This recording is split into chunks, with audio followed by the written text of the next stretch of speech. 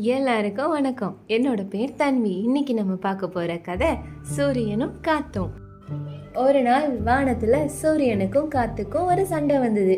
யார் மிகவும் பலசாலி அப்படின்றது. காற்று சொன்னது, நான் தான் சக்தி வாய்ந்தவன், இதுதான் எல்லாருக்கும் தெரியுமே.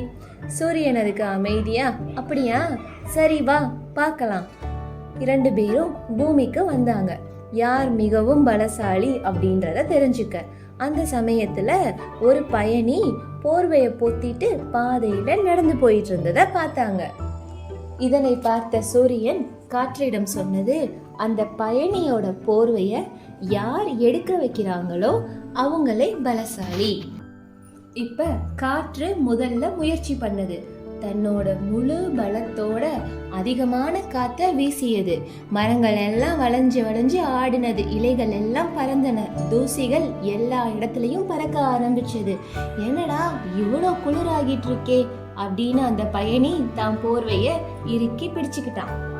காற்றால அந்த பயணியோட போர்வைய எடுக்க வைக்க முடியல. இப்போ சூரியன் தன்னோட முயற்சிய ஆரம்பிச்சது.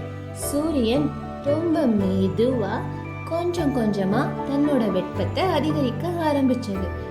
என்னடா இவ்வளோ வெயில் அடிக்குதே, நமக்கு இந்த போர்வைய வேணான்னு பயணி தன்னோட போர்வைய எடுத்து வச்சுட்டான். இத பார்த்த காத்து ஆச்சரியப்பட்டது. பிறகு சிரித்தது. அப்போ சூரியன், இப்ப புரியுதா காற்று? இந்த கதையில இருந்து இப்ப நாம என்ன தெரிஞ்சுக்கிறோம்? அன்பும் மென்மையும் என்னைக்கும் வலிமைக்கு மேலானவை. அடுத்து இதே மாதிரி இன்னொரு கதையில பார்க்கலாம்.